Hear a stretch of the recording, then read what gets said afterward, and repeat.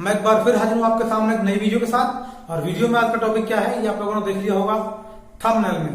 तो चलिए शुरू करते हैं आज की वीडियो। शुरू करने से पहले यदि आप हमारे चैनल पर नए हैं तो प्लीज हमारे चैनल को सब्सक्राइब जरूर करें और पास में बने बेल आइकन को जरूर दबाएं, जिससे कोई भी नई वीडियो अपलोड होने पर आपको तुरंत नोटिफिकेशन मिल सके। और हाँ, इस वीडियो को लाइक और शेयर करना बिल्कुल ना भूलें।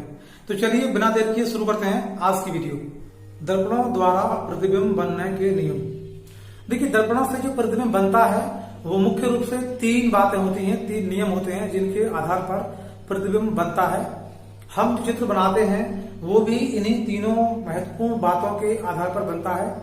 इन्हीं से चित्र जब बनता है तो हम देख पाते हैं प्रतिबिंब उल्टा है या सीधा, प्रतिबिंब छोटा है या बड़ा। तो देखिए, इसमें सबसे महत्वपूर्ण बात नंबर 1 है कि मुख्य अक्ष के समांतर आने वाली कोई भी प्रकाश किरण दर्पण से परावर्तन के पश्चात सदैव फोकस बिंदु से होकर जाती है अथवा जाती हुई प्रतीत होती है। देखिए, यहां पर अगर अवतल दर्पण होगा तो वास्तव में फोकस बिंदु से होकर जाएगी ही, लेकिन यदि दर्पण उत्तल होगा तब किरण जाती हुई प्रतीत होगी। इसलिए हम कहते हैं जाती है अथवा जाती हुई प्रतीत होती है। नंबर 2, इसका ठीक उल्टा है। ठीक उल्टा मतलब अब की बार प्रकाश किरण फोकस से जाएगी। नंबर 2 लिखिए, फोकस से जाने वाली अथवा फोकस की ओर जाने वाली कोई भी प्रकाश किरण दर्पण से परावर्तन के पश्चात सदैव मुख्य अक्ष के समांतर जाती है। देखिए, ठीक उल्टा इसलिए है, पहली बार में जो लिखा पहला नियम उसमें किरण समांतर आती थी और परावर्तन के पश्चात फोकस से होकर जाती थी। इसमें किरण पहले फोकस से होकर जाती है या फोकस की ओर जाती है और परावर्तन के बाद में समांतर होती है। दो चीजें आपस में जुड़ी हुई हैं, फोकस और समांतर। मतलब किरण समांतर आएगी तो जरूर फोकस से जाएगी या पहले फोकस से जाएगी तो बाद में समांतर हो जाएगी। दोनों नियम आपस में उल्टे हैं। आप दोनों को देख लीजिए चित्र में एक बार फिर से। देखिए, दोनों में चित्र देखिए एक साथ और समझने की कोशिश करिए क्या अंतर है। किरण एक ही है, केवल रास्ता उल्टा लग रहा है देखने में। चलिए नंबर 3 लिखिए, वक्रता केंद्र से जाने वाली या वक्रता केंद्र की ओर जाने वाली कोई भी किरण दर्पण से परावर्तन के पश्चात अपने ही मार्ग पर वापस लौट जाती है। ये 3 बहुत महत्वपूर्ण नियम हैं दर्पणों के लिए। आगे लगभग ऐसे ही नियम हम लेंसों के लिए भी पढ़ेंगे। तो ये महत्वपूर्ण बातें थी आज की, इनको आप नोट डाउन कर लेंगे अच्छे से और याद कर लेंगे। चलिए आगे चलते हैं। गोलीय दर्पणों द्वारा प्रतिबिंब का बनना। देखिए, प्रतिबिंब बनने से पहले 2 महत्वपूर्ण बातें हैं, उनको थोड़ा ध्यान रखिए, आप समझ लीजिए, वो आगे कई बार आएंगी तो आपको कन्फ्यूजन नहीं होगी। तब पहली बात यह है कि जो किरणें अनंत से आती हैं वो परस्पर समांतर होती हैं। जो किरणें परस्पर समांतर जाती हैं वो अनंत को जाती हैं, यानी अनंत से आने वाली किरणें समांतर होती हैं और समांतर जाने वाली किरणें अनंत पर जाती हैं। सामान्यतः जो चीजें बहुत दूर होती हैं उनको हम अनंत मान लेते हैं, क्योंकि हमारे दर्पण है जो हम अध्ययन कर रहे हैं वो बहुत छोटे छोटे होते हैं, उनकी फोकस दूरी बहुत कम होती है। उस छोटी फोकस दूरी के सापेक्ष अगर बहुत दूर कोई चीज है तो वो अनंत मानी जा सकती है। उस दर्पण के सापेक्ष जो किरणें आ रही हैं वो लगभग समांतर होती हैं, इसलिए हम सामान्यतः बड़ी दूरियों को हम अनंत मान लेते हैं। वैसे सूर्य से जो भी किरणें आती हैं वो भी परस्पर समांतर ही होती हैं। हालांकि सूर्य अनंत पर नहीं है, सूर्य की दूरी पृथ्वी से करीब 15 करोड़ किलोमीटर है, लेकिन व्यवहार में यह दूरी बहुत बहुत बहुत अधिक है, इसलिए हम सामान्यतः इस दूरी को अनंत मान लेते हैं और सूर्य से आने वाली सभी किरणों को हम समांतर मानते हैं। चलिए देखिए, दर्पण 2 प्रकार के होते हैं। प्रथम होता है अवतल दर्पण और द्वितीय होता है उत्तल दर्पण। तो इन दर्पणों से जो प्रतिबिंब बनते हैं वो भिन्न भिन्न बनते हैं। कभी प्रतिबिंब बनता है आभासी, कभी वास्तविक, कभी छोटा, कभी बड़ा, कभी उल्टा, कभी सीधा। ये जो प्रतिबिंब बनते हैं भिन्न भिन्न, ये बनते हैं वस्तु की स्थिति के कारण, यानी वस्तु दर्पण के सामने कहाँ स्थित है, कितनी दूरी पर स्थित है, इस दूरी के अनुसार ही जो दर्पण बनाता है प्रतिबिंब वो भिन्न भिन्न प्रकार के बनाता है। इसी को देखते हुए हम वस्तु को दर्पण के सामने कहीं रखेंगे बार बार अलग अलग स्थितियों पर और बने प्रतिबिंब को देखेंगे कैसा कैसा प्रतिबिंब कब कब बनता है। तो सर्वप्रथम हम पढ़ते हैं पहले अवतल दर्पण द्वारा प्रतिबिंब का बनना। अवतल दर्पण से प्रतिबिंब कई तरीके बन सकते हैं। अवतल दर्पण से बने जो प्रतिबिंब हैं वो भिन्न भिन्न प्रकार के और भिन्न भिन्न प्रकृतियों के होते हैं। क्यों? क्योंकि वस्तु दर्पण के सामने भिन्न भिन्न स्थितियों में हो सकती है। हम वस्तु की स्थिति के अनुसार क्रमवार अध्ययन करते हैं। सबसे पहले हम वस्तु को रखते हैं बहुत बहुत बहुत दूर यानी अनंत पर। तो इसमें फर्स्ट है जब वस्तु अनंत पर हो। फर्स्ट देखिए ये कोई दर्पण है M1 M2। मान लीजिए इसकी मुख्य अक्ष सीपी है और इसके अक्ष पर बहुत दूर यानी अनंत पर कोई एक वस्तु है ए बी। तो इस बिंदु ए से कोई किरण आती है और वह फोकस बिंदु से होकर गुजरती है। आपने पढ़ा था नियम में, पढ़ाए थे नियम कि फोकस बिंदु से होकर जाने वाली किरण परावर्तन के पश्चात मुख्य अक्ष के समांतर हो जाती है। तो ये जो किरण है ए एफ एन दर्पण के बिंदु एम पर टकराती है। टकराने के पश्चात यह किरण नियम अनुसार मुख्य अक्ष के समांतर चली जाती है। दूसरी किरण हम लेते हैं जो हमारे वक्रता केंद्र से जाती है। बिंदु ए से एक और किरण हम लेते हैं जो वक्रता केंद्र सी से जाती है। यह किरण है ए सी। यह किरण जब दर्पण पर टकराती है, दर्पण के बिंदु एन पर टकराती है, तो परावर्तन के नियम अनुसार यह किरण अपने ही मार्ग पर वापस लौट जाती है। ये पढ़ाए थे आपको प्रतिबिंब बनने के नियम। तो उसमें नियम बताया था कि जब कोई किरण वक्रता केंद्र से गुजरती है या वक्रता केंद्र की ओर जाती है तो परावर्तन के पश्चात सदैव अपने ही मार्ग पर वापस लौट जाती है। जो 3 नियम पढ़ाए थे उसी में से एक ये नियम है। उसी नियम के अनुसार जो किरण ए सी एन आ रही है वह वक्रता केंद्र से गुजर रही है, इसलिए परावर्तन के पश्चात अपने ही मार्ग पर वापस चली जाती है। अब ध्यान से देखिए, पहली किरण है ए एफ एम जो एम पर टकराती है और समांतर जाती है। दूसरी किरण है ए सी एन जो एन पर टकराती है और वापस चली जाती है। दोनों किरणें एक एम पर टकराती है और एक एन पर टकराती है। जब वापस जाती हैं तो ये किरणें बिंदु ए डैश पर मिलती हैं। यहीं पर इस वस्तु का प्रतिबिंब बनता है ए डैश पर। इस ए डैश से हम लंब डालते हैं मुख्य अक्ष पर तो ये लंब बनता है बी डैश ए डैश। ये बी डैश ए डैश ही हमारी वस्तु का प्रतिबिंब है, यानी ए बी का प्रतिबिंब ए डैश बी डैश बनता है। इसमें ध्यान रखने की बात है जो ये किरण आ रही है ए से सी तक, सी से एन तक, वास्तव में ये 2 किरणें हैं। एक किरण आती है और यही किरण टकराकर अपने ही मार्ग पर जाती है, सेम जिस रास्ते से आ रही थी। इसलिए ये किरणें 2 हैं, एक आने वाली और एक जाने वाली, हमको एक दिखाई दे रही है। वास्तव में ये किरण दोनों एक ही स्थान पर है आपस में, तो हमको 2 दिखाई नहीं दे रही है। ये 2 किरणें हैं, एक आती है उसी मार्ग पर, दूसरी जाती है। तो ये देखिए यहां जो प्रतिबिंब बना है ये प्रतिबिंब उल्टा है, क्योंकि वस्तु मुख्य अक्ष के ऊपर थी लेकिन प्रतिबिंब नीचे बन रहा है। जब वस्तु और प्रतिबिंब मुख्य अक्ष के दोनों ओर अलग अलग होते हैं तब प्रतिबिंब हमेशा उल्टा होता है वस्तु के सापेक्ष। यहां पर वस्तु मुख्य अक्ष के ऊपर है और प्रतिबिंब नीचे, इसलिए ये प्रतिबिंब उल्टा बनता है। यहां किरणें वास्तव में मिलती हैं, इसलिए प्रतिबिंब वास्तविक बनता है। तीसरी बात यह है कि यह प्रतिबिंब वस्तु के सापेक्ष छोटा है जो आप देख रहे हैं। तो 3 बातें यहां होती हैं, प्रतिबिंब वास्तविक होता है, प्रतिबिंब सीधा होता है, प्रतिबिंब वस्तु के सापेक्ष छोटा होता है। और यह प्रतिबिंब दर्पण के सामने बनता है फोकस बिंदु एफ पर। देख रहे हैं प्रतिबिंब जिधर वस्तु है उसी ओर बन रहा है, यह दर्पण के सामने बन रहा है। तो चलिए अब आगे चलते हैं स्थिति दूसरी यानी सेकंड स्टेज, स्थिति 2। अब हम वस्तु को थोड़ा समीप ले आते हैं अनंत से। अब हमारी वस्तु वक्रता केंद्र के बाहर कहीं पर भी है लेकिन अनंत पर नहीं है, यानी हमारी वस्तु अनंत और वक्रता केंद्र के बीच कहीं पर भी स्थित है। स्थिति 2, जब हमारी वस्तु या जब वस्तु वक्रता केंद्र और अनंत के बीच कहीं स्थित हो। देखिए चित्र में इस बार ये ए बी कोई वस्तु है और ये अनंत तथा वक्रता केंद्र के बीच स्थित है।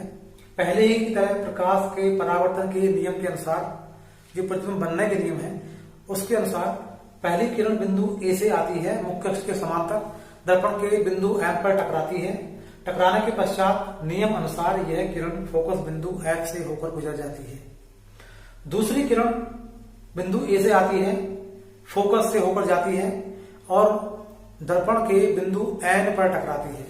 टकराने के पश्चात नियम के अनुसार यह किरण मुख्य अक्ष के समांतर चली जाती है। एक किरण बिंदु एम पर टकराती है और दूसरी किरण बिंदु एन पर टकराती है। दोनों किरणें टकराने के पश्चात अर्थात परावर्तन के पश्चात जब जाती हैं तो देखिए ये बिंदु ए डैश पर मिलती है। यहीं ए डैश पर ही इस ए बी का प्रतिबिंब बनता है। इस ए डैश से जब हम मुख्य अक्ष पर लंब डालते हैं ए डैश बी डैश, तो हमें वस्तु का पूरा प्रतिबिंब प्राप्त होता है ए डैश बी डैश, यानी हमारी वस्तु ए बी का प्रतिबिंब ए डैश बी डैश बनता है। देखिए ध्यान से, ये प्रतिबिंब भी पहले ही की तरह उल्टा बनता है, वस्तु से छोटा बनता है और वास्तविक बनता है, क्योंकि किरणें वास्तव में मिलती हैं इसलिए प्रतिबिंब वास्तविक है।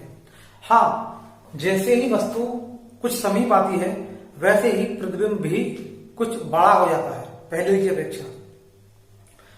एक और बात है इसमें, अब की बार प्रतिबिंब फोकस पर नहीं बनता बल्कि फोकस और वक्रता केंद्र के बीच कहीं बनता है, जबकि पिछली बार प्रतिबिंब फोकस पर था, लेकिन इस बार प्रतिबिंब फोकस पर ना होकर के थोड़ा दूर चला गया है। जैसे ही वस्तु पास में आई प्रतिबिंब थोड़ा दूर चला गया, प्रतिबिंब बनता है हमारा इस बार फोकस और वक्रता केंद्र के बीच। चलिए आगे चलते हैं थर्ड स्टेज, स्थिति 3। इस बार वस्तु को और समीप ले आइए। इस बार हम वस्तु को वक्रता केंद्र सी पर ले आते हैं। मान लीजिए वस्तु हमारी एपी है कोई और ये रखी हुई है दर्पण के सामने बिंदु सी पर। बिल्कुल सेम है पिछली बार ही की तरह। जो प्रतिबिंब बनने के नियम हैं 3, उन नियमों में से जो भी लागू हो रहे हैं कोई 2 लगा दीजिए, अपने आप प्रतिबिंब बन जाएगा। चलिए आप देखते हैं। पहले सर्वप्रथम हम बिंदु ए से एक किरण लेकर के आते हैं जो मुख्य अक्ष के समांतर आती है, दर्पण के किसी बिंदु एम पर टकराती है। टकराने के पश्चात फोकस बिंदु एफ से होकर जाती है। दूसरी किरण बिंदु ए से ही आती है और फोकस बिंदु एफ से गुजरती है। एफ से गुजरने के बाद दर्पण के किसी बिंदु एन पर टकराती है और बिंदु एन पर टकराने के पश्चात नियम अनुसार यह किरण मुख्य अक्ष के समांतर वापस चली जाती है। दोनों किरणें आती हैं, एक एम बिंदु पर टकराती है, दूसरी एन बिंदु पर टकराती है।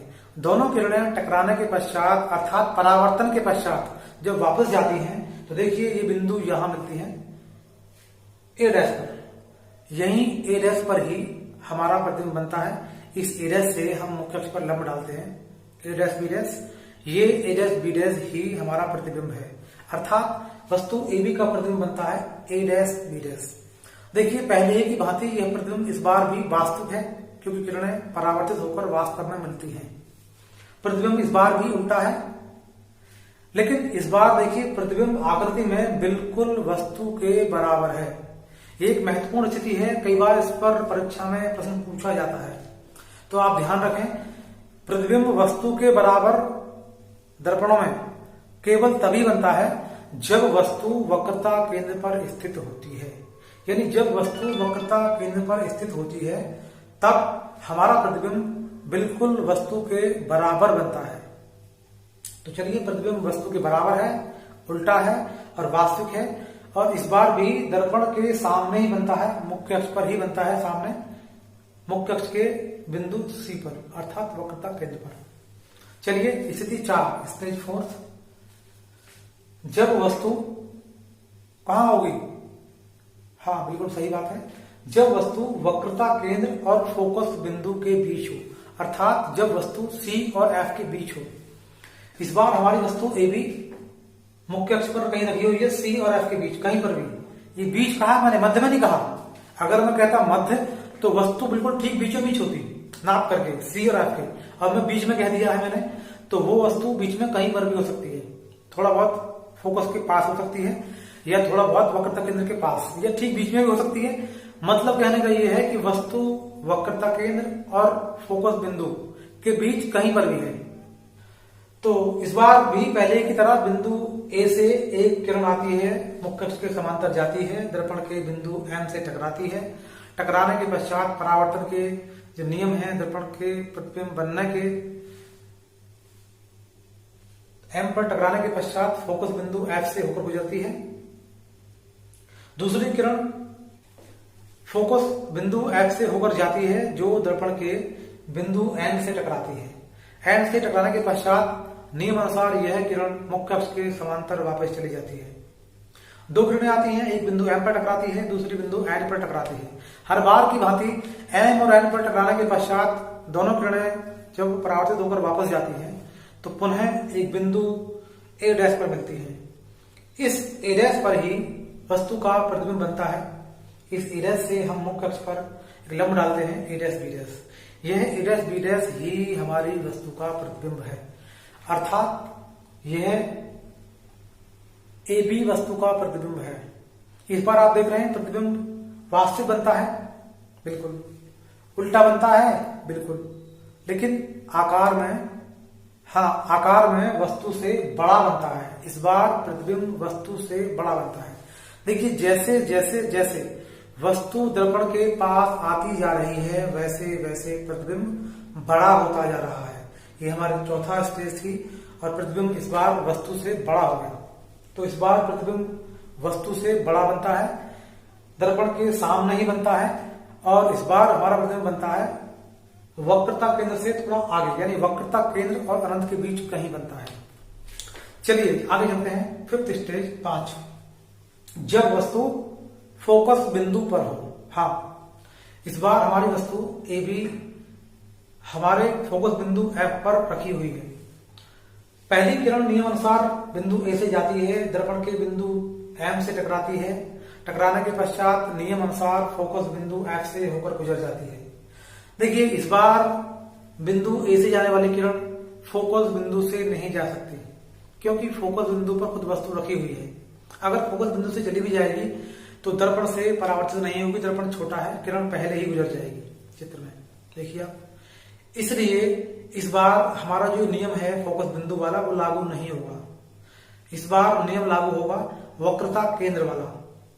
तो इस बार एक किरण समांतर जाती है, वो ठीक है चली गई, लेकिन दूसरी किरण फोकस बिंदु से इस बार नहीं जाएगी। यानी जो 3 नियम थे उसमें से और ट्राई करिए। तो नियम तीसरा है, या पहला जो भी नियम है, तो नियम अनुसार इस बार किरण वक्रता केंद्र से या वक्रता केंद्र की सीध में जाएगी। तो अगर वक्रता केंद्र से जाएगी तो किरण वापस चली जाएगी, दर्पण की ओर नहीं जाएगी। वक्रता केंद्र पीछे है और दर्पण आगे है, यानी वक्रता केंद्र बाएं तरफ है, दर्पण दाएं तरफ है। हमको किरण दर्पण पर ले जानी है, इसलिए वक्रता केंद्र से नहीं जाएगी बल्कि वक्रता केंद्र की सीध में जाएगी। तो एक किरण आप ले जाइए वक्रता केंद्र की सीध में और बिंदु ए से ले जाइए दर्पण की ओर, यानी वक्रता केंद्र की सीध में जाए, बिंदु ए से जाए और दर्पण की ओर जाए। तो ये किरण जाएगी ए एन, दर्पण से बिंदु एन पर टकराएगी और टकराने के पश्चात नियम अनुसार अपने ही मार्ग पर वापस आ जाएगी। ये नियम है कि जब किरण वक्रता केंद्र से या वक्रता केंद्र की ओर जाती है तो परावर्तन के पश्चात अपने ही मार्ग पर वापस चली जाती है। तो देखिए इस बार जब किरण वापस जाती है एन पर टकराने के पश्चात, तो ये दोनों किरणें परस्पर समांतर हो जाती हैं। पहली किरण है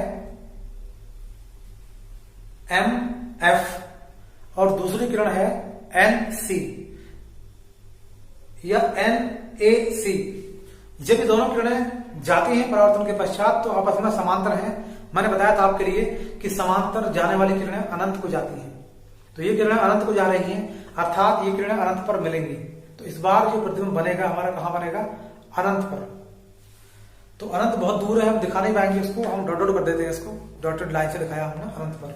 तो अनंत पर ये किरणें कहीं मिलेंगी बिंदु ए डैश पर, वहां बनेगा प्रतिबिंब हमारा, वहां से हम लंब डालेंगे मुख्य अक्ष पर, तो लंब आएगा ए डैश बी डैश। यही ए डैश बी डैश हमारी ए बी वस्तु का प्रतिबिंब होगा। तो इस बार प्रतिबिंब वस्तु से बहुत बड़ा है, वास्तविक है और इस बार भी उल्टा है। तो 3 बातें हैं प्रतिबिंब में, उल्टा, वास्तविक, वस्तु से बड़ा, और बनता कहां पर है? बनता है मुख्य अक्ष पर ही, दर्पण के सामने, अनंत पर। चलिए अंतिम स्थिति है, लास्ट स्टेज। अब हमारी वस्तु आती है फोकस बिंदु और ध्रुव के बीच, ये अंतिम स्थिति है। यहां थोड़ा अलग बनेगा प्रतिबिंब। मान लीजिए हमारी वस्तु ए बी है कोई, और वो मुख्य अक्ष पर फोकस बिंदु एफ और ध्रुव पी के बीच कहीं पर भी स्थित है। बीच कहीं पर भी है, मध्य में नहीं है, ठीक, कहीं पर हो सकती है दोनों के बीच में। एक किरण ए एम बिंदु ए से जो जाती है, एक किरण बिंदु ए से जाती है, दर्पण के बिंदु एम पर टकराती है और परावर्तित होकर फोकस बिंदु एच से गुजर जाती है। दूसरी किरण वक्रता केंद्र की सीध में जाती है, सी और ए की सीध में जाती है, यानी ए से जाएगी दर्पण की ओर, सी की सीध में, यानी वक्रता केंद्र से जाती हुई लगेगी हमको, जैसे वक्रता केंद्र से जा रही हो। यह किरण दर्पण के बिंदु एन पर टकराती है और परावर्तन के नियम अनुसार अपने ही मार्ग पर वापस लौट आती है। अर्थात एन पर टकराने के पश्चात यह किरण एन ए सी से होते हुए वापस चली जाती है। देखिए आप लोग, ये दोनों किरणें जो एन से टकराती है और जो एम से टकराती है, वापस तो जाती हैं, लेकिन वापस जाते समय इनके बीच की जो दूरी है लगातार बढ़ती जाती है। अर्थात परावर्तित किरणें आपस में फैलती जा रही है। सीधी सी बात है कि परावर्तन के पश्चात ये किरणें दर्पण के सामने कहीं पर भी नहीं मिलेंगी, लेकिन इन किरणों को डॉटेड लाइन से दिखाया गया है पीछे को। अगर इन किरणों को वापस पीछे बढ़ाया जाए तो देखिए बिंदु ए डैश पर कहीं ना कहीं मिलती हुई प्रतीत होंगी। जिस बिंदु पर ये किरणें मिलती हुई प्रतीत होती हैं, वहां वस्तु का प्रतिबिंब बनता है बिंदु ए डैश पर। इस ए डैश से हम मुख्य अक्ष पर लंब डालते हैं, ए डैश बी डैश। यह ए डैश बी डैश ही हमारा प्रतिबिंब है, अर्थात वस्तु ए बी का प्रतिबिंब ए डैश बी डैश होता है। देखिए इस बार किरणें वास्तव में मिलती नहीं है, हमने पीछे की ओर बढ़ाई है, काल्पनिक किरणें हैं जो पीछे बढ़ाने पर मिलती हुई प्रतीत होती हैं। क्योंकि किरणें वास्तव में मिलती नहीं है, इसलिए प्रतिबिंब वास्तविक नहीं है। किरणें मिलती हुई प्रतीत होती हैं, इसलिए हमारा प्रतिबिंब आभासी है। तो ए डैश बी डैश एक आभासी प्रतिबिंब है। यह प्रतिबिंब इस बार दर्पण के पीछे बनता है। अब तक जितने भी प्रतिबिंब थे वो सभी वास्तविक थे और दर्पण के सामने थे। पहली बार ऐसा है कि प्रतिबिंब वास्तविक नहीं है, आभासी है और दर्पण के सामने नहीं है, पीछे है। तो इस बार दर्पण द्वारा बना प्रतिबिंब आभासी है और इस बार सीधा भी है और बड़ा भी है, बिल्कुल पलट गया है। इस बार बना प्रतिबिंब बिल्कुल अलग है।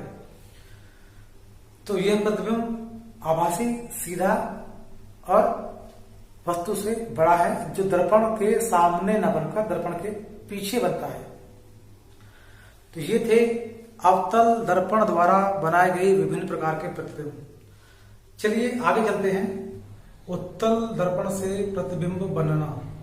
देखिए उत्तल दर्पण जो होता है उसमें जो हमारे मुख्य बिंदु होते हैं, मुख्य फोकस और वक्रता केंद्र, ये सभी दाएं तरफ होते हैं, यानी दर्पण के परावर्तक पृष्ठ के सामने इनमें से कोई बिंदु नहीं होता। इसलिए जब हम दर्पण के सामने वस्तु को रखेंगे तो वस्तु रखने की जो स्थितियां थी अवतल दर्पण की अपेक्षाएं वो काफी कम हो जाएंगी। ऐसा नहीं है पहले की तरह की वस्तु भिन्न भिन्न स्थानों पर होगी, इसमें कोई मुख्य स्थान बचा ही नहीं है। तो इसमें वस्तु को हम केवल दो ही स्थानों पर रख सकते हैं। इनमें एक होता है अनंत पर और दूसरा होता है अनंत और दर्पण के ध्रुव के बीच कहीं पर भी। यानी इस स्थिति में केवल दो ही प्रतिबिंब बनाए जा सकते हैं।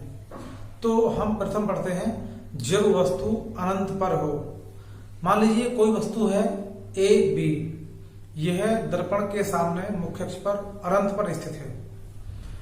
बिंदु ए से कोई भी किरण आती है जो दर्पण के वक्रता केंद्र की सीध में आती है। वक्रता केंद्र की सीध में आने वाली किरण नियम अनुसार अपने ही मार्ग पर वापस लौट जाती है। इसलिए यह किरण ए बिंदु से आती है, दर्पण के बिंदु एम पर टकराती है और एम ए की दिशा में वापस अपने ही मार्ग पर लौट जाती है, जो कि लौटने पर हमको वक्रता केंद्र सी से जाती हुई प्रतीत होती है। अब हम बिंदु ए से एक अन्य किरण चुनते हैं, ए एम। इस किरण को उस प्रकार चुनते हैं कि यह किरण फोकस बिंदु की सीध में आए।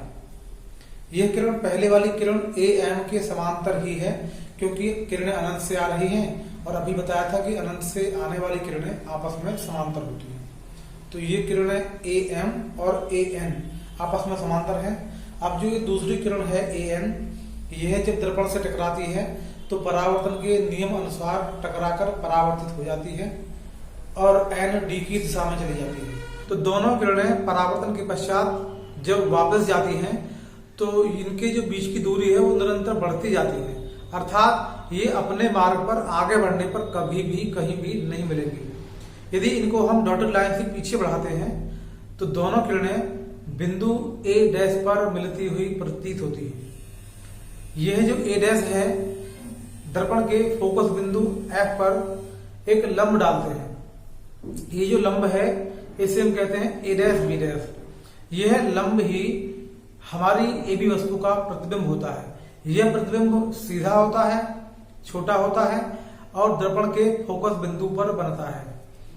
देखिए, व्यवहारिक रूप में यह प्रतिबिंब बिल्कुल बिंदु के आकार का होता है, यानी बहुत छोटा होता है। चित्र में जितना दिखाया गया है उतना बड़ा प्रतिबिंब बनता नहीं है। व्यवहारिक रूप से ये बहुत छोटा बनता है, लेकिन प्रतिबिंब छोटा बनता है और सीधा बनता है तथा फोकस बिंदु पर बनता है, जो कि आभासी होता है। तो चलिए आगे चलते हैं दूसरी स्थिति। हम वस्तु को दर्पण के सामने कहीं पर भी रखें, प्रत्येक स्थिति में हमारी वस्तु अनंत और ध्रुव के बीच होती है। तो इस बार वस्तु अनंत और ध्रुव के बीच है। इस बार प्रतिबिंब भी केवल एक ही बनता है, क्योंकि वस्तु की अलग अलग स्थितियां संभव नहीं है। वस्तु चाहे कहीं पर भी हो, वस्तु हमेशा ध्रुव P और अनंत के बीच ही रहेगी। वस्तु की स्थिति एक ही रहेगी। वस्तु थोड़ा बहुत आगे पीछे जरूर हो जाएगी। थोड़ा बहुत आगे पीछे होने से प्रतिबिंब का आकार भी थोड़ा बहुत छोटा बड़ा हो सकता है, लेकिन वस्तु की स्थिति एक ही होने के कारण प्रतिबिंब भी एक ही प्रकार का बनेगा। चलिए देखते हैं। मान लीजिए कोई वस्तु AB मुख्य अक्ष पर दर्पण के सामने कहीं स्थित है। एक किरण जाती है बिंदु A से दर्पण के किसी बिंदु R पर टकराती है। टकराने के पश्चात नियम अनुसार यह फोकस बिंदु से जाती हुई प्रतीत होती है। किरण बाहर को जाती है, लेकिन लगता ऐसा है जैसे फोकस से होकर जा रही हो। फोकस F की ही सीध में वापस जाती है। दूसरी किरण जो वक्रता केंद्र की ओर जाती है। वक्रता केंद्र से किरण नहीं जाएगी, क्योंकि वक्रता केंद्र दाएं तरफ है, वहां तक किरण नहीं पहुंचेगी।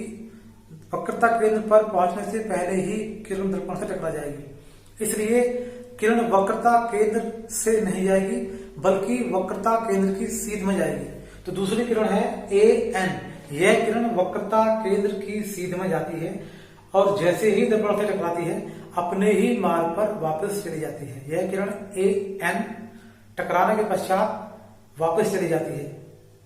देखिए, दोनों किरणें एक जाती है M से टकराने के पश्चात, जो F से जाती हुई प्रतीत होती है, FM, और दूसरी किरण जाती है बिंदु N पर टकराने के पश्चात, जो C से जाती हुई प्रतीत होती है, जो CN एक की तरफ जाती है। दोनों किरणें परावर्तन के पश्चात परस्पर फैल जाती हैं। उनके बीच की दूरी लगातार बढ़ती जाती है, इसलिए परावर्तन के पश्चात ये किरणें कहीं पर भी नहीं मिलेंगी। लेकिन हम इनको पीछे बढ़ाएं डॉटेड लाइन से, तो देखिए ये किरणें हमको बिंदु A डैश पर मिलती हुई प्रतीत होती है। यहाँ A डैश पर ही वस्तु का प्रतिबिंब बनता है। इस A डैश से हम मुख्य अक्ष पर एक लंब डालते हैं। AB का प्रतिबिंब A डैश B डैश बनता है।